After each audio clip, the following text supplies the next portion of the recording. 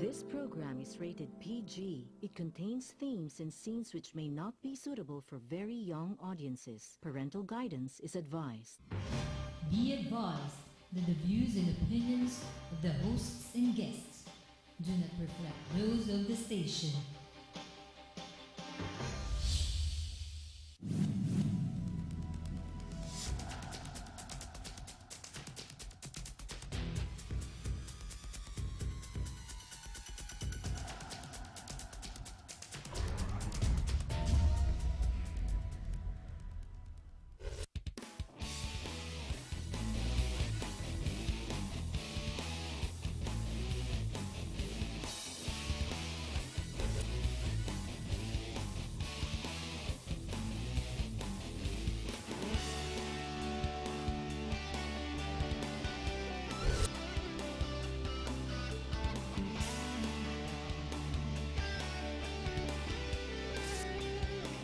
You are what you watch.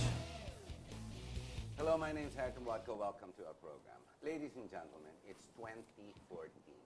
Ano po ibig sabihin ito? Alam nyo, this is the age of communication. Communication does not necessarily mean just the iPhone, the iPad, the internet, and basically information at our fingertips. This means that communication is the ability to talk to each other globally, to understand exactly what's going on. It baffles me, for example, why the Malaysian flight M370 can't be found when in reality we have all the different technologies working on it. Meaning we don't have enough technology if we can't even find a plane. Now it seems information is deceiving many, many people. Now let's look at the other issues breaking around the world. You've got the Crimea, and pilloried here is Mr. Putin, the minister, the Tsar in Russia. But he has another point of view of why he's doing whatever he is doing. And yet, based on information that we receive and perception of the Filipino looking out into what's going on, hey, he's deemed as a monster. And yet, when I speak to other friends who are from that region, the Balkan regions, I've spoken to a man, for example, a Slav from Serbia, who explains to me that they're better off with Russia than they are with the European side, or what they call the Ukrainian side, which soon will be also Mr. Putin's or Russia. There are always two sides of the coin. The problem is our perception and our understanding of issues. The real issues seem to come and elude us, so much so that we react the wrong way. The other day we saw in the news and we read on print how many people were going out with streamers, posters saying, "Down with China." Alam nyo, ang hindi ko maintindihan dito, why are we going after China? Ang pinag-uusapan dito, again, is a perception of maritime reserves, or what you call natural resources under it, which is still really not yet uncovered. Ang pinag-uusapan dito, mga bato-bato. Sure, it's within the UNCLOS, it's within our supposedly earmarked area of distinction or ownership. But really, why are we so focused with China and its alleged intrusion? So much so we are willing to break our constitution, allow nuclear weapons to enter the country, and bring the Americans in who really do nothing for us. When in reality, the history is averse the American occupation in the Philippines. When, in the other side of the coin, pinamimigay natin sabay, yan, ang may-ari niyan, sultan na, a Filipino sultan. And they're already paying rent. And we no longer perception is the amount of billions of dollars that they're sucking off the ground and Malaysia's taking it. Na, parang mali-mali ata perception natin eh. It's like you saying, or me telling you, Pinoy, the president, is very popular. How can the president be popular when there is so much unemployment, there is so much rice smuggling, every day in the newspapers there is another corruption scandal? And how can that be? Yolanda was totally mismanaged by government. I don't understand. You've got disasters that have come on. Paano tataas ang survey ng gobyerno o yung presidente kung ang tao ay naghihirap? Nababasa natin sa dyaryo, walang nagtitrickle down sa mga the grassroots. Tama nga naman, yung Forbes list natin, dumadami, bilyonaryo. Tapos sasabihin mo sa akin, tumataas ang survey ng presidente. Hindi kaya ABS-CBN lang to? Hindi kaya yung mga dyaryo? Hindi kaya yung media mismo ang nagmamanipula ng informasyon? Sinasabi sa atin kung ano ang hindi totoo. Ladies and gentlemen, I am confused. I get baffled. But there's one thing I do know. I try to search for the truth. I may not get the whole truth. I may not understand the whole, how everything relates to each other, because it seems it's a conspiracy of some sort. But what we do is we try to analyze, to have better critical thought of what's going on. On that note, I would like to bring up into the topic, into this show, exactly where are we going? Gusto natin labanan ng China. Wala naman tayong kakayanan. Gusto natin itigil ang China at ipasok ang Amerikano. Bawal naman sa konstitusyon. Anong gusto natin gawin? Igera ng Amerikano ang mga Chino? Kailan kaya sa history ng China sila lumabas ng China at kumuha ng bayan? In their history, 3, 4, 500 years. And what? To attack their fellow Chinese? I'm Chinese. My name's Tambuatco. My eyes may not be slanted that much, but I'm Chinese blood, the fact that it's Tambuatco. And how about you? Ang buong bayan natin, well, the estimates are at least a minimum of 25% of us being Chinese. After all, who did discover the Philippines? The Chinese are saying they discovered it way before Magellan. Alam mo, it's true. That's why it's called the South China Sea. But never mind who owns what. Ang pinag-usapan po dito, bilateral trade. Going back to the first words I said, it's 2014. Need we go to war? Di ba dapat pinag-usapan dito is the ability to bring up the poor, kung saan sila angat sana. Dapat pinag-usapan natin, how do we bring in dapat a steel industry? How do we bring in a better agricultural product manufacturing-based corporation or manufacturing?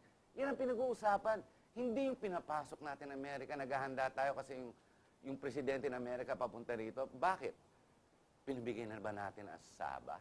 Ladies and gentlemen, with us to discuss these issues, we have Johnny Chang. I call him, he's from Huaren. Is that correct? Is that Johnny correct? Huaren is Filipino-Chinese. Filipino-Chinese. But actually, I call him the maverick of Quezon City. We also have, you all know, Butch Valdes, who's the founder of the Rouch Movement International. Gentlemen, salamat, narito kayo. Alam mo, I hope you don't mind my intro there. No? Nalilito ako kasi 2014. Dapat naman tapos na tayo sa gera. Tapos yung dyaryo natin pinag-uusapan ng gera, tapos pinapasok ng Amerikano, lahat ng armas nila, baril. Bakit? Pumasok na ba ang China? Binomba na ba tayo? Alam ko, tinubigan yung mga fisherman. Bakit sila tinubigan? Okay. Ang delikado dyan, baka mamaya, gaya ginawa natin sa Taiwan fishing boat, di ba? Binaril ng Coast Guard. Baka mamaya, may makati dyan na military, magbarilin, pumasok ng Amerikano, nagbombahan, sa Pilipinas nagkagera. Di sino talo? Di tayo. Ikaw, Johnny, you're adamant about this situation because just last Monday, you invited me you had some cultural visitors from China. And their perception was, ang lakas ng survey ni Pinoy, that he's the most popular and they don't understand. Yeah. You corrected them, I hope. I corrected them because sabi ko, you only look at the survey, but you don't know who is surveying. So, you don't know Philippine politics. Yan ang malaking pagkukulang din ng mga Chinese political groups sa China. At ang present kasi ang nangyayari, may nanggagatong. Okay? That's why we keep on saying this is a proxy war. The Philippines had become a proxy of America. We're not trying to say that, alam mo, China will never antagonize a country. It's always diplomatic. It's always bilateral. Meron silang conflict sa India, sa South Korea. Nag-usap, ayos naman eh. Ang problema rito, ibang klase. For the past history, all our president has been doing fine with China. Simula pag-upo ni Pinoy, the first day, inaway na yung China. Binira niya na. Diba? So ang punto ko nun, pwede ba tayo mag-usap? Where are we going? Do you want war? Kaiba natin. Kaya lang may problema ngayon sa Pilipinas. Useless. Hindi naman tayo pwede gumera. Wala na. Meron nga binintay yung barko, wala namang armas eh. Di ba? Wala naman. So right now, ang laking problema natin, we have the modern day collaborator. Yun ang mas matindi. Kasi tayong nangyari na sa panahon ng Kastila, Amerikano, Hapon, up to now, they exist. And they create conflict. No, it's just, I was Oh, just yeah, smiling yeah. when he said modern day collaborator.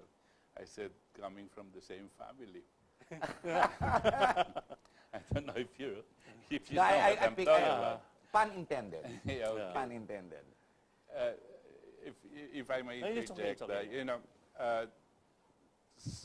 there is a flaw in many of us whenever we think about these things and these events. We tend to take a snapshot of the situation.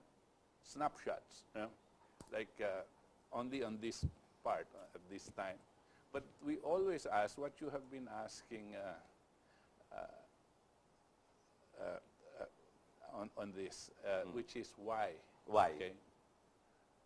It's always good to look at not just snapshots, but look at the process. Like In recent history. events. Not too long. So let me interject this, so that we don't forget. In November 2011, Hillary Clinton came here and announced to the Philippines that they will be increasing their naval presence here in the Southeast Asian region. Correct. That's correct. That was November. In December, there was a summit in Singapore where Obama, Wasn't that the APEC? APEC summit, and where Obama and Noy got together. And Obama tells him, of course, this is inside information. Obama tells him that the use of all of our ports and airports must be available to the United States as they implement the Asia pivot. The Asia pivot, as subsequently announced by General Dempsey, the head of the Joint Chiefs of Staff of the United States, said that 60% of the whole U.S. Armada, 60% Will move to Asia. of all of their warships, aircraft carriers, cruisers, battleships, submarines, whatever, will be not in Asia, in Southeast Asian region. When you talk of Southeast Asian region, Philippines is right there, strategically located. Gitna tayo, we face everyone. Only that, nakabibig tayo, nandun ka pa dun sa major thoroughfare sea lane. na tinatawagan natin Malacca Straits. Okay? Diyan na yung Palawan mo, yung Scarborough mo, yung Spratlys mo, andyan. Okay. Ngayon, this is a superpower, no? Who is moving half of their armada in this area. This was 2011 December. China immediately, officially sends a message to the Philippine government: do not allow the United States to do this, and use your territory, for this. Because in case there is conflict between us and the United States, you will be the battleground. Official statements, and Xinhua, which is the government newspaper, every week was coming up with this warning. Remember, this is January already of 2012. Every week, hanggang natuloy. This was, of course, the time that all of us were focused on the impeachment of Corona. And you would see also why it is important for Noy to have Corona impeached, because he is perceived to be independent. And it is important that the Supreme Court Act accordingly under his whim. Okay? Because whatever he was going to do at that time, by allowing the United States to use us and our territory, Legitimize it. as a virtual base, is unconstitutional, which needs a treaty. Correct. The presence of nuclear weapons in our territories is unconstitutional, right? And remains to be so. And if somebody brought it up to this independent Supreme Court, then delikado si Noynoy. But, you know, we But, talk... and just, Go ahead, let me go finish. ahead. Just Sige, one sige. last paragraph. If the U.S. makes this move, and it has, how can you expect China, who knows why they are here? No? They're not here for recreation. They are here to strategically preposition themselves against the only superpower in our region, which is China. No? How can you expect China to just sit back and wait? They had to come out a bit more aggressively, no, in the same waters that these guys are in, no, as a defensive measure. Of course, they're not going to say this openly, no, but in many, many declarations, they are actually saying this. No? So here we are, all of a sudden, about the same time, when China started showing themselves up in the Scarborough Shoal, wherein we accused them of encroaching in our territory, okay? And we all know that there is already an impending claim on this. Both are making that claim. We also know that China and the Philippines have already started negotiating for joint exploration of that area. There have Correct. been talks. There have May been 50-50 memorandum sinasabi of mo yan. agreements already. Okay? And That was Jiang. precisely. Now, here is that situation. Now, so now you'll see, bakit? No? The question of bakit is that, siyempre, nandyan kasi yung China. Nandyan yung Kano. No? At kanya nandyan yung China. Tayo, we are a sovereign nation state. We don't want to be occupied by anybody. We don't want our territory to be used by anybody. But we are weak. We don't have guns. We don't have anything to really defend ourselves. We have no governance. Yeah, We have no discipline. So forget even the guns. Not only are we weak, we have prostituted mentality leaders, right? Correct. Government. So what do you do? No, you have to declare. The only way you can get China to ease off is to get U.S. to back off. You see? Now, can we do that? Maybe no. But we can assert our sovereignty. At least that one, we must assert I our have an sovereignty. idea. Let's jump the gun. Let's jump the gun. Proposition. I mean, example. Kunwari. Ang China ba, kaya ba harapin ng Amerika kung magkadigmaan? May laban ba China? Wala naman ata. They don't really have a strong net. Sige. May kukwento ko sa'yo. If you look at the military exercise, when they celebrate their independence day, makikita mo puro missile, puro rocket. You don't underestimate China. Meron silang mga weapons siguro nakatago. But Pero kaya ba nila makipagdigmaan sa Amerika? Itong susunod digma, ibang klase na eh. Ibang klase. Ibang klase. Nuclear war. And it is not like that eh. This is the whole point, and China was correct, kasama siya. The total amount of nuclear warheads in the whole world, is something like 6,000 nuclear warheads, wherein one nuclear warhead now has the capacity, an average, 600,000. 6,000 nuclear warheads. 6,000, okay. These are just coming from the major superpowers. Now, one nuclear warhead has the capacity of 200 times, only one, 200 times those bombs that they dropped in Hiroshima. Only one. Oh my God. Okay. We have enough arsenal between the U.S., Russia, and China, and India, to kill the human population 20 times over. Okay. So it is not a matter of saying, kaya ba ng Inchik ang Amerikano? O kaya ba ng Russia ang... Out of the 6,000, 3,000 of these are the U.S. More than 50%. Okay. Pero ang Russia, China, tsaka ang India is the other 3,000. Plus Britain, plus France. Meron pa silang iba. Pero ito yung major And this is what the scary part is. Pag sinabi nilang 60% of the U.S. Armada is here, that means almost 60% of that weaponry is here. So, ang problema dyan, hindi yung kung kaya o kaya harapin, pero kung saan gagawin yung digmaan, talo ang Pilipino, tayo unang mauubos sa buong mundo. Exacto. Alam mo, Harry, ang problema kasi, we never learn from our history. Philippines and China are part of a victim of foreign domination. China was occupied by 8 countries before. It was chop-chop. Yeah, correct. Tayo, History. dumaan tayo sa Spanyol, Correct. America, Japan, Hapon. and we never learn. These people has been killing our Filipino, and yet we said, pag dumating si Uncle Sam, ikaw ang Diyos ko. And don't recently, in history ng Iraq, they said there is weapon mass destruction, tapos wala.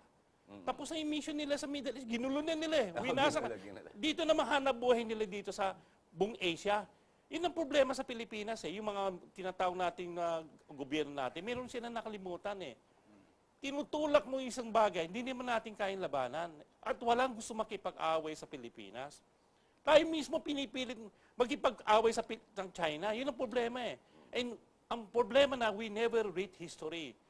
And what Pinoy is doing right now, in direction pinupuntahan niya, hinahatangan na tayo lahat yan, pupunta sa giyera. For what? Putting 95 million human lives, Filipino lives, at risk by his Ano actions. ang gulo ni Pinoy o pamilya Kohangko, kung yun ang gusto natin pakinggan? Hindi. Sa akin, Sinusukan na rin siya ng Kohangko. Aquino na lang. Bakit? Ano ang habol niya sa Amerikano? Anong interest niya sa Amerikano? I really think... Pera? Binibigyan siya ng pera? I really Binabayaran think it siya? is just a psychological problem. I cannot see anything else but that. He has enough money for himself and maybe for the next so many lifetimes. He doesn't even have children to worry about or nothing. So I really think it's a psychological problem. And he is somebody who likes to play with guns. He is somebody who likes to use computer games and so on and so forth. And so, and he is, Psychoanalyzing, ano?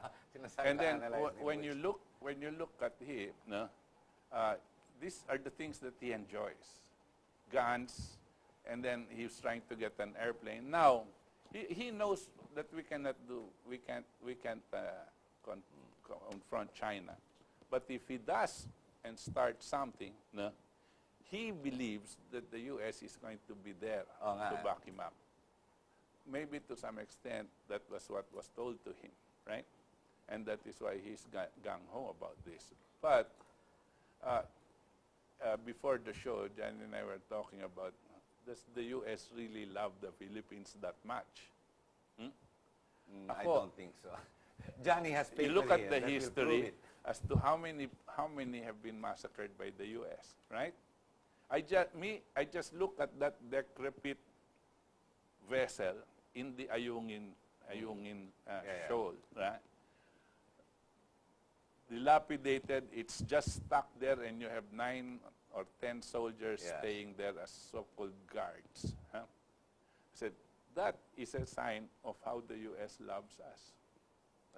Look at the condition that we have. We don't have anything. We look so forlorn, kawawang-kawawa. Tapos nandyan. Tapos sabi niya, ito nung donated by the U.S. Yung dalawang barko binenta sa atin, walang accessories. Baka mas maganda may 45 ko. Alam mo, ang Amerikano, we go back to history, During the Philippine-American War, we have a population of 6 million. They execute and kill 1.5 million Filipino. That's 25%. Ayop. And General Smith said, I want no prisoner. I wish you to kill and burn. The more you kill and burn, the better you will please me. Those who could bear arms, pinapatay nila lahat yan. Have we forgotten history so much? America is a warmonger. They are not even part of International Court of Justice. They are not part of UNCLOS. And they said, you should claim. Are we crazy?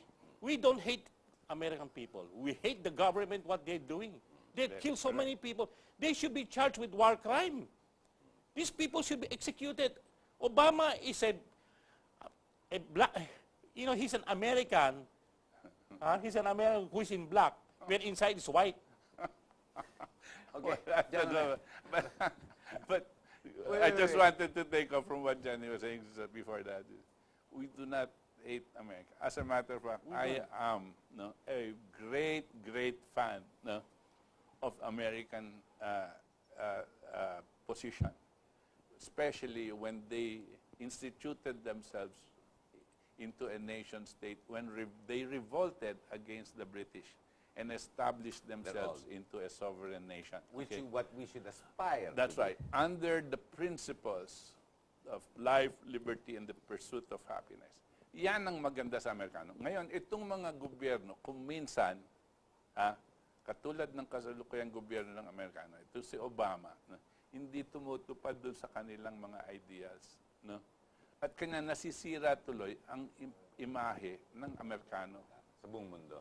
pero yung mga mahuhusay, katulad ni Abraham Lincoln, si John F. Kennedy, Nababarel. pinapatay nila. Kapatay nila. Ladies and gentlemen, we're going to have to take a short break. We're already over about a minute or so. I'll reserve my commentary right when we come back. Okay, we'll break right now.